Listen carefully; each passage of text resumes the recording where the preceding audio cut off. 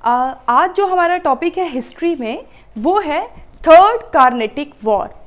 तो फर्स्ट और second Carnatic war हम कर चुके हैं, जिसमें मैं आपको बता चुकी हूँ कि किस तरीके से यूरोपियन इन्फ्लुएंस क्या था, यानी बाहर फॉरेन का इन्फ्लुएंस क्या था इंडिया में, इंडिजीनियस रूलर्स जो थे उनके बीच में कैसे कॉन्फ्लिक्ट्स चल रही थी और किस तरीके से फर्स्ट और सेकंड कार्नेटिक वॉर जो है वो इंडिया में हुई और किन ट्रीटीज़ के साथ वो एंड हुई।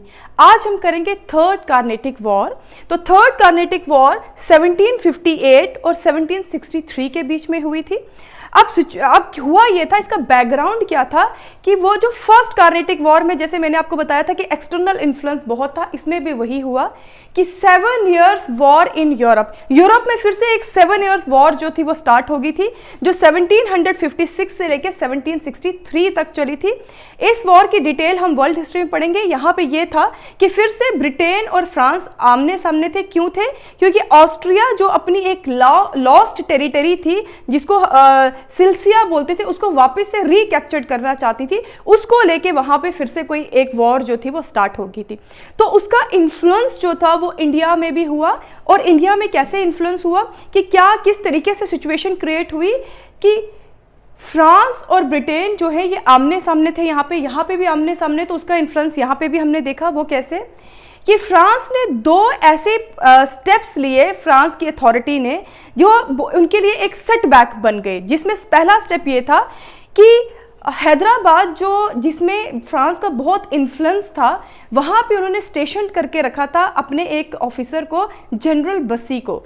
तो 1758 में काउंट डी लैली जो नए फ्रांस के गवर्नर होते हैं, वो इनको यहाँ से बसी को कॉल्ड ऑफ कर लेते हैं हैदराबाद से। तो हैदराबाद में इनकी जो पोजीशन है वो आस्ता आस्ता डिक्रीज होने लग जाती है। दूसरा, काउंट डी लैली ने क्या किया कि उन्होंने फोर्ट डेविड जो मद्रास में था उसको कैप्चर कर लिया, और साथ ही साथ एक विजियाना ग्राम एक जगह थी वो भी कैप्चर कर ली। तो ये जो 2 स्टेप्स थे, इन्होंने ब्रिटिशर्स को मौका दे दिया फ्रांस के ऊपर रिटेलिएट करने का। और ब्रिटिशर्स ने अंडर एडमायरल D1 के अंडर मसूलीपट्टनम में फ्रांस की बहुत सी जो फ्लीट्स थी उनके ऊपर बहुत नुकसान पहुंचाया, उनके ऊपर उन्होंने हमला कर दिया और इन्फ्लिक्ट कर दिया उनके ऊपर बहुत सा लॉस। अब क्या होता है, ये जो सिचुएशन थी इसकी वजह से एक फाइनल बैटल होती है इंडिया में, जिसको बैटल ऑफ वांडी वॉश बोलते हैं। बैटल ऑफ वांडी वॉश जो है वो 22 जून 1760 में हुई है। ये डेट बहुत इंपॉर्टेंट है, ये डेट आ चुकी है। और ये हुई कहाँ थी? वांडी वॉश। वांडी वॉश है कहाँ पे? ये देखिए, ये मैंने बताया, ये जो पूरा एरिया था इसको कार्नेटिक यानी जो कोरोमंडल कोस्ट कार्नेटिक में हुआ था। ये मद्रास टेरिटरी है इंग्लिश की, और यहाँ पे मद्रास के नीचे ये एरिया है वांडी वॉश। तो यहाँ पे कार्नेटिक में ये एक बेसिकली एक फोर्ट था, एक फोर्टिफाइड एरिया था पूरा। ये वहाँ पे लड़ाई हुई थी, और इंग्लिश आर्मी जो थी उनको लीड कर रहे थे जनरल आयरकूट, और फ्रांस आर्मी जो थी उनको काउंट डी लैली जो थे वो उनको जो है वो लीड कर रहे थे। और इस बैटल का रिजल्ट क्या होता है? इस बैटल में फ्रांस को ब्रिटिशर्स बुरी तरीके से इंडिया में क्या कर देते हैं? हरा देते हैं। और इसका हराने के बाद इसका रिजल्ट क्या आया? इसका रिजल्ट ये आया कि इंग्लिश जो थे उन्होंने 1760 में हैदराबाद को कैप्चर कर लिया, क्योंकि बसी वहाँ पे थे नहीं और उनका बहुत इन्फ्लुएंस था। उसको कैप्चर कर लिया। 1761 में पौंडीचेरी को कैप्चर कर लिया ब्रिटिशर्स ने, बसी को प्रिजनर बना लिया, और जो काउंट डी लैली थे उनको भी वॉर ऑफ प्रिजनर बना के वो लंदन में ले गए। और बाद में लंदन के बाद जब वो वापस फ्रांस आए थे तो उनको इम्प्रिजन कर दिया गया था और उनको एग्जीक्यूट कर दिया गया था। ये तो सिचुएशन जो थी वो इंडिया में बन गई थी। और उसका इस वॉर के रिजल्ट ये था कि ब्रिटिशर्स जो थे वो उनकी सोवरेनिटी एस्टैब्लिश हो गई थी होल ऑफ साउथ इंडिया में, और फ्रांस जो थे उनको बहुत बड़ा सेटबैक साउथ इंडिया में जो था वो पहुंचा था। इसी बीच में यूरोप में जो 7 years ऑफ वॉर है वो भी एंड हो जाती है 1763 में। और इस वॉर का जो एंड था वो एक ट्रीटी से हुआ था, ट्रीटी ऑफ पेरिस। और इसी ट्रीटी ऑफ पेरिस की टर्म्स एंड कंडीशन के अकॉर्डिंगली इंडिया में भी थर्ड कार्नेटिक वॉर 1763 में एंड की जाती है। और इसके प्रोविजंस ये थे कि जो भी फ्रांस की जो टेरिटरी एक्वायर्ड की थी ब्रिटिशर्स ने, जैसे पौंडीचेरी और चंद्रनगर, वो दोबारा फ्रांस को दिए जाते हैं। फ्रांस की जो फैक्ट्रीज होती है वो वापस रिस्टोर्ड की जाती है उनको, लेकिन प्रोवाइडेड कि वो फोर्टिफिकेशन नहीं कर सकते। दैट मीन्स अब वो अपने डिफेंसिव पर्पसेस के लिए कोई भी कंस्ट्रक्शन इंडिया में नहीं कर सकते थे, and that was the great setback to the French army in India. और ब्रिटिशर्स, ऑब्वियस सी बात था कि ब्रिटिशर्स जो थे वो सुप्रीम बन गए थे, और इस वजह से पूरा इंडिया जो था, Bengal presidency, Madras presidency and Bombay presidency में ब्रिटिशर्स ने अपनी सोवरेनिटी को एस्टैब्लिश किया था। अब आ जाता है कि रीजंस क्या थे, क्यों फ्रांस जो है वो इंडिया में उनकी जो है वो इतनी डिफीट हुई उनकी, ऑल्दो वो बहुत सी जगहों पे यूरोप में या अमेरिका में ब्रिटिशर्स के कंपैरिजन में जीत रहे थे, कुछ टेरिटरीज ब्रिटिशर्स एक्वायर कर रहे थे, कुछ फ्रांस, लेकिन इंडिया में क्या ऐसा रीजन था कि जिसकी वजह से वो हारे थे? तो वो रीजन ये था कि सुपीरियर नेवल स्ट्रेंथ, ब्रिटिशर्स की जो नेवल स्ट्रेंथ थी वो कंपैरेटिवली फ्रांस से बहुत सुपीरियर थी, जिसकी वजह से वो सप्लाई चेन उनकी कभी जो है वो बंद नहीं होती थी, आराम से वो अपने वेपन्स, अपने सोल्जर्स को जो है वो अपने जहाँ पे भी अप्रोप्रिएट जगह उनको चाहिए होती थी वहाँ पहुँचा सकते थे। दूसरा सबसे इंपॉर्टेंट था कि वो जब चाहे यूरोप से अपने सोल्जर्स को इंडिया तक जो थे वो आराम से ले आते थे because of their strong navy. Second था कि ब्रिटिशर्स के पास 3 इंपॉर्टेंट प्रेसिडेंसीज या पोस्ट थी इंडिया में, बंगाल, बॉम्बे एंड मद्रास, और फ्रांस के पास सिर्फ एक थी, पौंडीचेरी। तो इसकी ये भी एक रीजन था कि ब्रिटिशर्स की सुप्रीमेसी ज्यादा थी in comparison to France. Third ये था कि जो इनके जनरल थे, ब्रिटिशर जनरल जो थे, उनके बीच में एक प्रॉपर कम्युनिकेशन और कंपैटिबिलिटी होती थी, और फ्रांस के जो फ्रेंच गवर्नर्स या ऑफिसर्स थे उनके बीच में कंपैटिबिलिटी नहीं थी। जैसे कि मैंने आपको बताया था कि ड्यूप्लेक्स जो थे, जब उन्होंने ये जो थे मॉरिशियस के जो गवर्नर थे लॉ बर्डेनेस को जब बुलाया तो उनके बीच में भी बहुत ज़्यादा वहाँ पे कंट्रोवर्सी क्रिएट हो गई थी। सिमिलरली जब काउंट डी लैली आए तो उन्होंने बसी को जो वहाँ से कॉल्ड ऑफ कर दिया, तो इनके बीच में कंपैटिबिलिटी और कम्युनिकेशन गैप बहुत था इनके ऑफिसर्स के बीच में। और सबसे इंपॉर्टेंट रीजन था कि फाइनेंशियल स्टेटस, ब्रिटिशर्स का financial status in comparison to France बहुत ज़्यादा था। उनके पास ऑलरेडी बहुत से एरियाज थे, बहुत से प्लंडरिंग वो यहाँ करते थे, बहुत से ट्रेड राइट्स उनके पास थे, और बहुत फाइनेंसिस जो थे वो इंडिया से जनरेट कर रहे थे।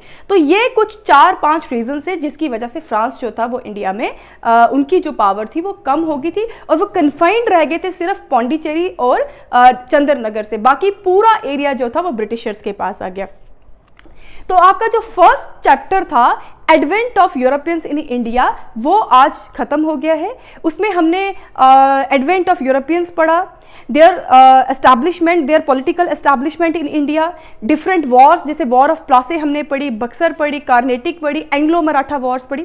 अब प्रिलिमिनरी पॉइंट ऑफ व्यू से तो बहुत क्वेश्चंस आते हैं, और वो मैं हर टॉपिक में आपको बताती रहती हूँ कि किस तरीके के क्वेश्चंस आते हैं। जैसे थर्ड कार्नेटिक वॉर किस ट्रीटी के साथ एंड हुई, थर्ड कार्नेटिक वॉर में फ्रेंच की साइड से कौन लीड कर रहा था, थर्ड कार्नेटिक वॉर में इंग्लिश की साइड से कौन लीड कर रहा था, या लास्ट कभी कभी क्वेश्चन आता है कि लास्ट डिसाइसिव बैटल कौन सी थी जिसमें ब्रिटिशर्स ने फ्रांस की सुप्रीमेसी को यहाँ पे खत्म किया था।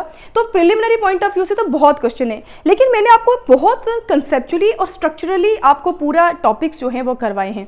वो आपको कहाँ मदद करेंगे? वो आपको मदद करेंगे आपके मेंस पॉइंट ऑफ व्यू से। इंपॉर्टेंट क्वेश्चंस जो आज तक मेंस पॉइंट ऑफ व्यू से आ चुके हैं वो है what were the factors that led to Europeans in India, कि ऐसे क्या फैक्टर्स थे जिसकी वजह से यूरोपियंस इंडिया में आए थे। तो जो मेरी फर्स्ट वीडियो है उसको आप ध्यान से देखिएगा, उसमें मैंने सारे फैक्टर्स लिखे, यहाँ पे भी मैंने थोड़े एक्सप्लेन किए। जैसे आंसर इसका क्या है कि कॉम्पिटिशन क्यों था? ड्यू टू इंडस्ट्रियल रेवोल्यूशन और रॉ मटेरियल, लेबर और मार्केट की जरूरत थी, इसीलिए यूरोपियंस जो है वो ईस्ट इंडीज की तरफ आ रहे थे। दूसरा था age of discovery, age of discovery में अमेरिका का डिस्कवरी ऑफ अमेरिका आप बता सकते हो, और केप ऑफ गुड होप बता सकते हो, ठीक है। और डिस्कवरी क्यों हो रही थी? बिकॉज स्टीम इंजन मिल गया था, इन्वेंशंस की वजह से वहां पे डिस्कवरीज होने शुरू हो गई थी।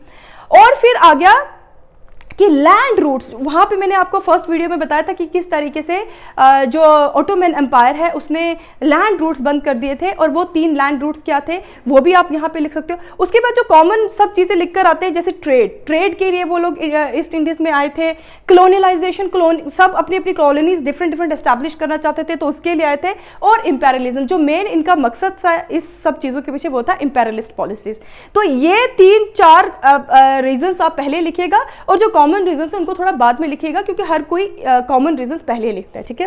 अब आगे सेकंड क्वेश्चन है कि many European powers aspired to establish their supremacy in India, only British succeeded among them examine, कि बहुत सी यूरोपियन पावर्स आई थी लेकिन ब्रिटिशर्स ही क्यों यहाँ पे अपनी पॉलिटिकल एस्टैब्लिशमेंट कर पाए थे। तो आंसर बहुत बार मैं स्ट्रक्चरली समझा चुकी हूँ, फिर से मैंने लिखा है स्ट्रॉन्ग आर्मी, क्रिज्मेटिक जनरल जिसमें इनका आप बता सकते हो डिफरेंट आयरकूट के बारे में बता सकते हो, रॉबर्ट क्लाइव के बारे में बता सकते हो, एडमायरल वॉटसन के बारे में बता सकते हो। फिर सपोर्ट फ्रॉम होमलैंड, आपने देखा होगा कि बहुत सी यूरोपियन पावर्स आई लेकिन होमलैंड से, यानी कि वो जहाँ से वो आए थे वहाँ से इतनी सपोर्ट नहीं थी, लेकिन ब्रिटिशर्स को वहाँ से बहुत सपोर्ट थी, जो वहाँ के रूलर्स थे वो बहुत सपोर्ट करते थे ईस्ट इंडिया कंपनी को।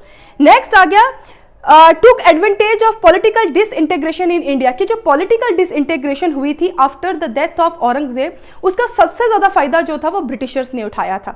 तो इस तरीके से आप एक बहुत अच्छा क्वेश्चन जो है वो बना के लिख सकते हो। नेक्स्ट क्वेश्चन आया है कि the Anglo French rivalry in India was a part of their global rivalry aiming supremacy, trace the course of their Wars in India and also examine the reasons French failure. तो यहाँ पे आपको ये बताना है, ये पूछा गया है कि Anglo French rivalry basically external factors की वजह से ज़्यादा हुई थी और फाइनली इस फैक्टर की वजह से फ्रेंच जो थे वो उनका फेलियर हुआ था। तो आपने ये क्वेश्चन स्टार्ट करना है, सबसे पहले आपने बताना है कि फ्रेंच कब आए थे, ब्रिटिशर्स कब आए थे, उसके बाद उनकी राइवलरीज किस बातों पे स्टार्ट हुई थी, उसके बाद आप बताओगे कि जैसे कार्नेटिक वॉर्स भी जो था उसका भी इन्फ्लुएंस जो था वो एक्सटीरियर इन्फ्लुएंस था वो, और फिर लास्ट में आप बताओगे कि क्या रीज़न था। तो रीज़न मैं ऑलरेडी आपको यहाँ पे बता चुकी हूँ कि जैसे superior naval strength, 3 important post, generals compatibility और फाइनेंशियल स्टेटस। तो बहुत इजी हो जाता है अगर आप कंसेप्ट्स को समझोगे तो आपके लिए किसी भी क्वेश्चन को, चाहे वो मेंस पॉइंट ऑफ व्यू से हो या चाहे वो प्रिलिमिनरी पॉइंट ऑफ व्यू से हो, आप आराम से उसको जो है वो लिख सकते हो। मेंस में तो ये ज़्यादा आपको जो है वो मदद करेगा, वो इसलिए क्योंकि एक स्ट्रक्चर है और अगर आपका स्ट्रक्चर अच्छा है तो आपके मार्क्स भी बहुत अच्छे होंगे। कल हम नया चैप्टर स्टार्ट करेंगे। एक ही रिक्वेस्ट है कि प्लीज़, अभी बहुत अच्छी न्यूज़ आ रही है कि कोरोना के बहुत से केसेस कम हो गए लेकिन डेथ्स अभी भी बहुत हो रही हैं, तो प्लीज़ आप अपना ध्यान रखिए, अपने घर वालों का ध्यान रखिए और ध्यान रखने के लिए सैनिटाइजर्स का यूज़ कीजिए, मास्क का यूज़ कीजिए और वैक्सीनेशन करवाइए। Thank you so much.